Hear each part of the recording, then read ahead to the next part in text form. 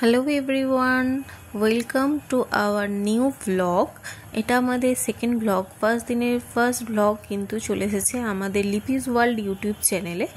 আর তোমরা যদি ফেসবুক থেকে দেখে থাকো তাহলে ঝটপট আমার প্রোফাইলটাকে ফলো করে রাখো। আমাদের ইস্ট অ্যান্ড ওয়েস্ট সিকিম বেড়ানোর সমস্ত কিছু আপডেট, বাইক রাইডের সমস্ত কিছু আপডেট থাকছে এই দুটো প্রোফাইলের মধ্যে। আজকের ব্লগটা শুরু করলাম এই দারুণ সুন্দর একটা প্রাকৃতিক দৃশ্য, এই স্লিপিং বুদ্ধা দিয়ে। একদম সকালবেলার এটা হচ্ছে মর্নিং ভিউ ফ্রম সিলারিগাঁও। তোমরা দেখতে পাচ্ছ কাঞ্চনজঙ্ঘাকে কতটা সুন্দর, অপূর্ব, মোহময়ী দেখতে লাগছে। তো এইটার থেকে শুরু ব্লগের স্টার্টিং, আর এর থেকে ভালো আর কিছু আমার মনে হয় হতেই পারে না। তাই এই ভিডিওটা দিয়েই আমরা ব্লগটা শুরু করলাম। চলো দেখতে থাকো আমরা সারাদিন কি কি করলাম, কোথায় কোথায় গেলাম, কি কি খেলাম, পুরোটা থাকছে এই ব্লগের মধ্যে। Good morning everyone, good morning from Sillerygaon. আজকে হচ্ছে আমাদের বেড়ানোর থার্ড দিন। আজকে কাল রাতে আমরা সিলারিগাঁওয়ে পৌঁছেছি। এখন বাজে 6:12। এখন আমরা সানরাইজ দেখবো বলে উঠেছি, মানে এসেছি একটা পয়েন্টে। যদিও আমাদের যে হোমস্টেটা আছে ওখানে ব্যালকনি থেকে দেখা যাচ্ছে। তো আমরা দেখছি সানরাইজটা। কালকে ভীষণ বৃষ্টি হয়েছে। তার আগে আমরা যখন আসি তখন বলেছিলেন এখানকার ভদ্রলোক, যে হোমস্টের ভদ্রলোক, যে এখন সেরম ভাবে 9 দিন দেখা যাচ্ছে না, কিন্তু এখন দেখছি দেখা যাচ্ছে। তোমরা দেখতে পাচ্ছ কিনা দেখো, ওই যে দূরে দেখা যাচ্ছে। আমরা আমাদের রুম থেকে একটু উপরে, কয়েকটা সিঁড়ি উপরে গিয়েছিলাম, কারণ আমাদের রুমটা থেকে যেহেতু ইলেকট্রিকের তার ছিল, সেই জন্য ওখান থেকে ক্লিয়ার দেখা যাচ্ছিল না, খুব তারে মানে ভিউটা ডিস্টার্ব হচ্ছিল। তো তাই জন্য আমরা একটু সিঁড়িটা উপরে গিয়েছিলাম, মানে চারদিকটা একটু ঘোরাঘুরি করছিলাম। তো আমাদের দেখো, আমাদের কাছে চলে এসেছে নিনি। এনারা হচ্ছেন অনেকজন আছেন দলে। তো কাল থেকে আমরা এসেছি, তো কাল থেকে এনারা আমাদের সঙ্গ নিয়েছেন আর কি। যেখানে যেখানে যাচ্ছি মোটামুটি দলবল বেঁধে সবাই আসছেন এবং আদর খেতেও আসছেন। এদের বিহেভিয়ার দেখে বোঝাই যাচ্ছে এনারা খুব আদর খেতে ভালোবাসেন। আর এখানকার যারা যারা অতিথি আসেন এই গ্রামে, মনে হয় সবার কাছে এনারা আদর খেতে অভ্যস্ত। তাই সকাল সকাল এনাদের জন্য একটুখানি কিছু খাবারের ব্যবস্থা করা হলো। কাছেরই একটা দোকান থেকে বিস্কুট নিয়ে এসে ওদেরকে দেওয়া হলো। তো দেখো মহানন্দে খাচ্ছে। এবার এনাদের দেখে আরও 4-5 জন চলে এসেছিলেন, কিন্তু ইনি হচ্ছেন এনাদের ডন। ইনি কাউকে ধারে পাশে ঘেঁচতে দিচ্ছেন না। তার মাঝে এখানকার একজন কিউট অধিবাসীর সাথে আমাদের দেখা হয়ে গেল। দেখো কত কিউট। जोर से बोलो।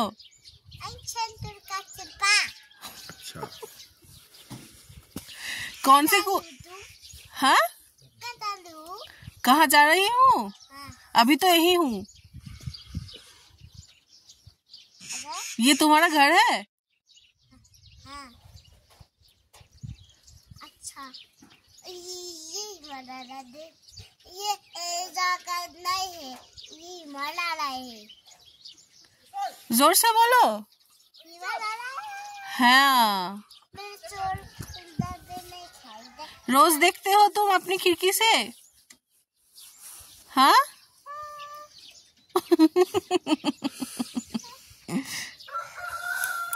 কি বেগুন না কি বস্তুটা কি জানি वो बड़ा है। अच्छा अच्छा, कौन सा वाला? बिग साइज का? हाँ?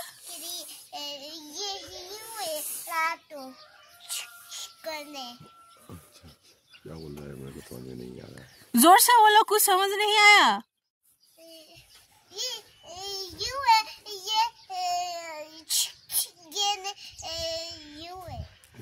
आ जाओ हमारे पास, आ जाओ। क्यों? तुम्हारे घर में कौन कौन है तुम्हारे साथ?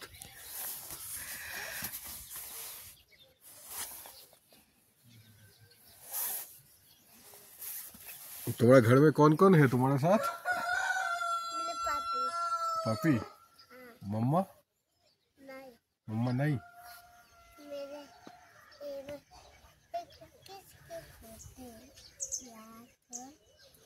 हाँ,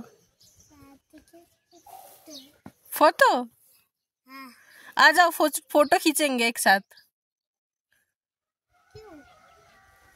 यूं ही, तुम बहुत प्यारी हो इसीलिए।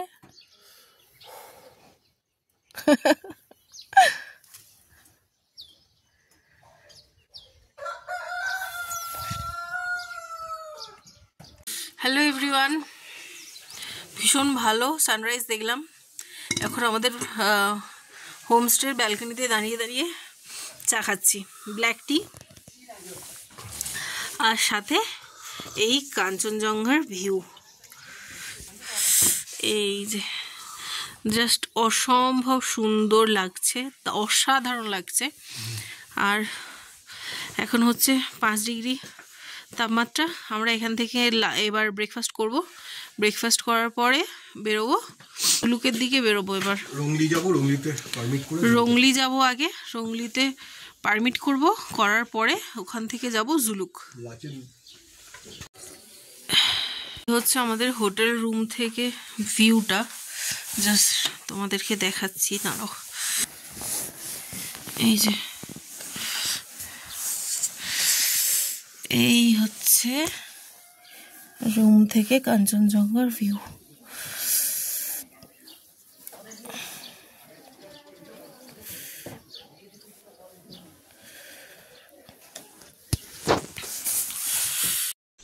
মর্নিং টি আমাদের যেটা দেয়া হয়েছিল সেটা ভীষণই ফ্লেভারফুল ছিল, আর তার মধ্যে একটু আদাও দেয়া হয়েছিল। এই ঠান্ডায় জাস্ট জমে গেল ব্যাপারটা। আর চায়ের স্বাদটা আমার তো একদম ভীষণ ভালো লেগেছে। তো আমরা বেশি সময় নষ্ট না করে চলে এলাম এখানে ডাইনিং প্লেসে আমাদের আজকে ব্রেকফাস্টটা করে নেওয়ার জন্য। গিয়েই দেখলাম একদম গরম গরম পুরি, আর এখানে হচ্ছে তরকারি, সবজি একদম রেডি হয়ে গেছে আমাদের জন্য। না না না,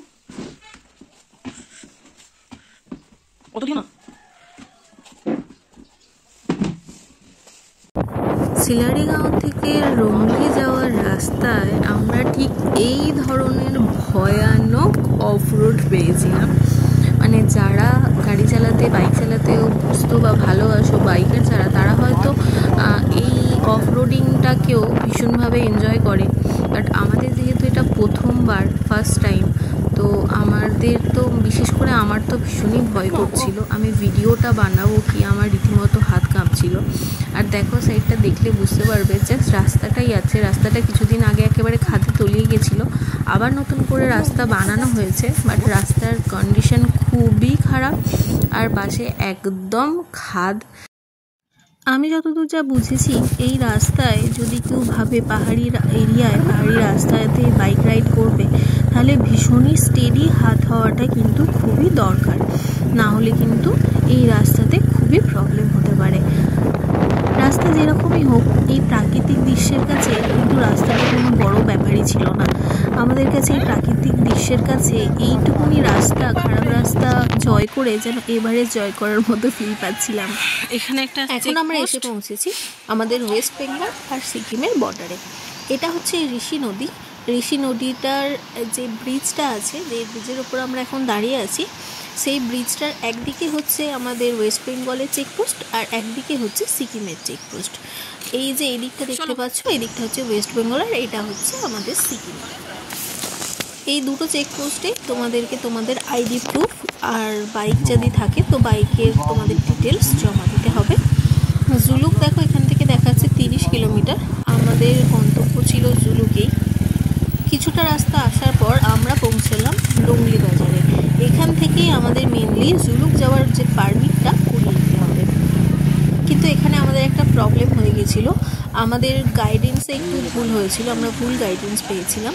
আমাদের যার সাথে আমরা কন্ট্যাক্ট করেছিলাম তিনিই বলেছিলেন যে রংলিতে এসে পারমিট করালে সঙ্গে সঙ্গে পারমিট হয়ে যাবে, জুলুকে যাওয়া যাবে।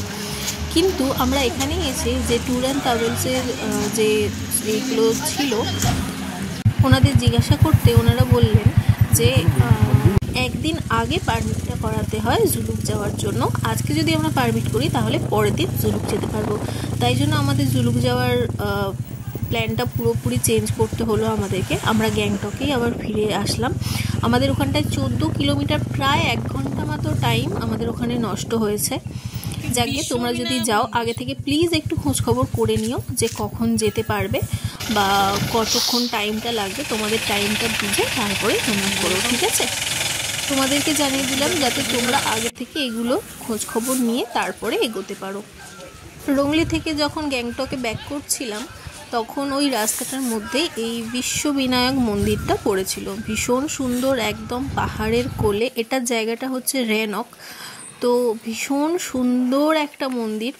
বাইরেটা দেখতে পেলে সমুদ্র মন্থনের একটা দৃশ্যপট আঁকা হয়েছে, খুব সুন্দর দেখতে লাগছে। তো আমরা পাহাড়ের উপর থেকে ওই শিবের মন্থন হচ্ছে, ওই শিবের মূর্তিটা দেখে ভেবেছিলাম বুঝি এটা শিব মন্দির, কিন্তু তারপরে দেখলাম যে না, এটা বিশ্ববিনায়ক মন্দির। দেখো মন্দিরটা কত সুন্দর কারুকার্য, গণেশ ঠাকুরের প্রত্যেকটা রূপ কত রকমভাবে এখানে ফুটিয়ে তোলা হয়েছে, প্রত্যেকটা রূপের বর্ণনা কত সুন্দরভাবে দেয়া হয়েছে। বিশাল বড় মন্দিরটা, মাঝে একটা মেন যে মূর্তিটা দেখতে পেলে ওটা হচ্ছে 12 ফুটের উচ্চতা বিশিষ্ট একটা অনেকগুলো হাত বিশিষ্ট একটা গণেশ ঠাকুরের মূর্তি, জাস্ট অসাধারণ। পাহাড়ের কোলে এই মন্দিরটা ভীষণ সুন্দর লাগছিল।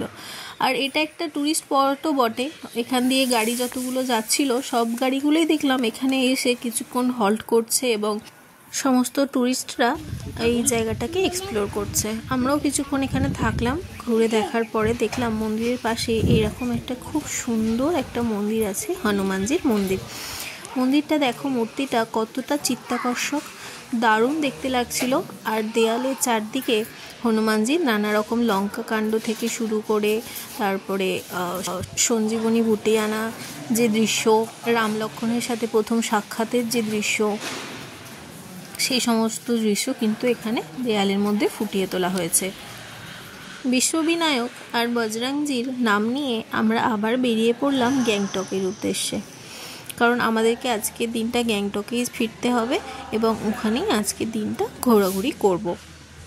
কিন্তু তার আগে পেট পুজোটা সেরে নিতে হবে। অনেকটা সময় হয়ে গেছিলো, দুপুরের টাইম হয়ে গেছিলো, সেই সকালে ব্রেকফাস্ট করেছিলাম, এবার একটু না খেলেই কিন্তু না। আমরা এই রেস্টুরেন্টটায় ঢুকেছিলাম, ঢুকে জাস্ট বসেছি আর তারপর দেখো ইনি এসেছেন আমার সাথে সাক্ষাৎ করতে। খিদে পেয়েছে? খিদে পেয়েছে? হ্যাঁ খিদে পেয়েছে, খিদে পেয়েছে, খিদে পেয়েছে। কি হয়েছে তোমার? আমার কি চাই? খিদে পেয়েছে? কিছু নেই তোর এখানে, পেয়েছো? কি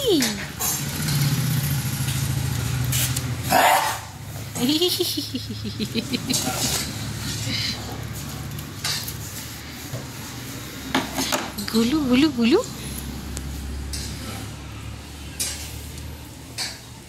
কি রে? দেখো আদর করেছি বলে না, আদর করেছি বলে না, খুব খুব খুব পচা। গায়ে উঠে পড়ছিস, গায়ে উঠে পড়ছিস। যাও যাও, এখান থেকে যাও।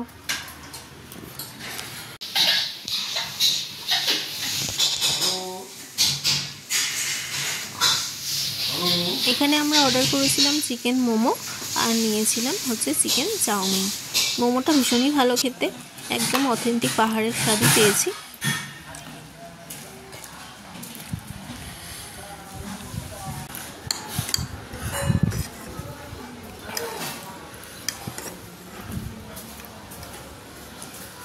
बिसलरी बोतल मिलेगा? খাওয়া দাওয়া শেষ করে নিয়ে আমরা আবার চললাম গ্যাংটকের উদ্দেশ্যে। খারাপ ভালো রাস্তাতেই চললো আমাদের গাড়ি। গ্যাংটক পৌঁছাতে মোটামুটি আর 5 কিলোমিটার মতো দেরি ছিল।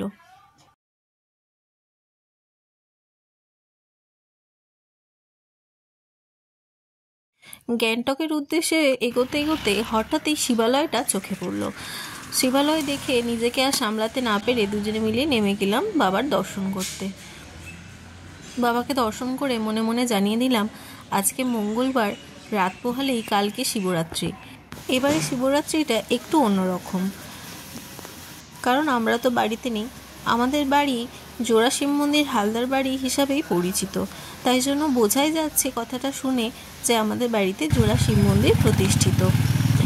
বিয়ের পর থেকে 4 বছর আমি ওই শিব মন্দিরে বাবার নামে জল ঢালি শিবরাত্রিতে।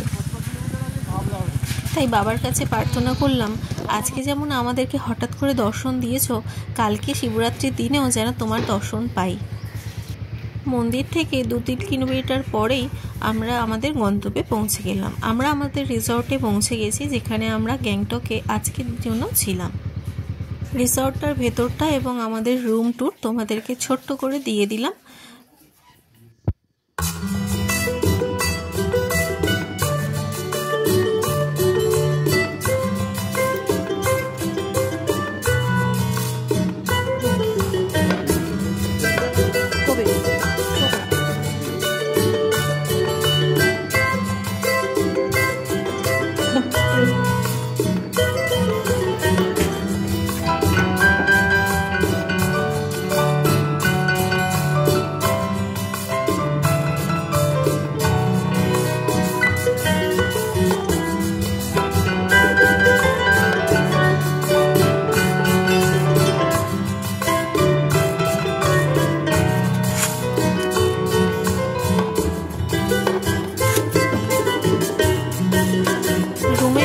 একটু ফ্রেশ হয়ে নিয়ে আমরা চলে গেলাম আজকে আমাদের লাঞ্চটা করার জন্য ডাইনিং প্লেসে।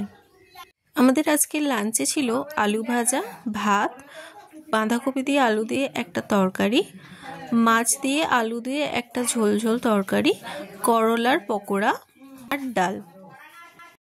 এখন প্রায় সন্ধে হব 5:35 বাজে। আমরা এখন আছি গ্যাংটকে। গ্যাংটকে এই হচ্ছে আমাদের রিসর্টটা। তোমাদেরকে তো আগেই দেখিয়ে দিয়েছি রুমটার ভিউ। এখন আমরা যাচ্ছি এমজি মার্কেটে, ওখানে একটু ঘুরবো। তারপরে একটু সন্ধে অন্ধকার নেমে এলে একটু ঘোরাঘুরি হয়ে গেলে আমরা আবার রুমে চলে আসবো। তো চলো তোমাদেরকেও নিয়ে যাই।